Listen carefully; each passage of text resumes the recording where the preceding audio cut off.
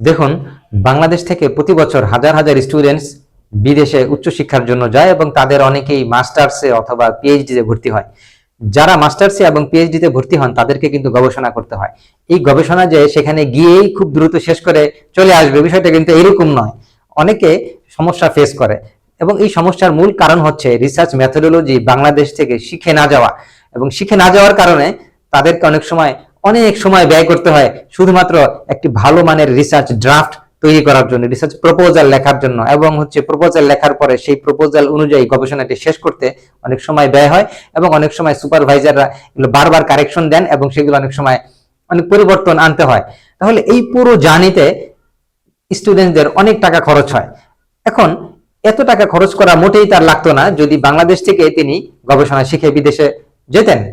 এই সমস্যা সমাধান করার জন্য আমি ডক্টর তারেক মোহাম্মদ জায়েদ দীর্ঘ ৮ বছর যাবত স্টুডেন্টদেরকে বিদেশে যাওয়ার আগেই পরামর্শ দিয়ে থাকি, আপনারা বাংলাদেশ থেকে গবেষণা শিখে যান।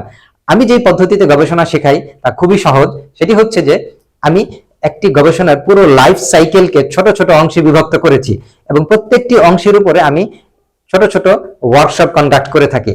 এবং প্রত্যেকটি ওয়ার্কশপে পার্টিসিপেন্টসরা জয়েন করার আগে আমি তাদেরকে একটি রেকর্ডেড সেশন দিয়ে থাকি, যেন তারা সেটি দেখে তারপরে সেশনে অ্যাটেন্ড করতে পারেন।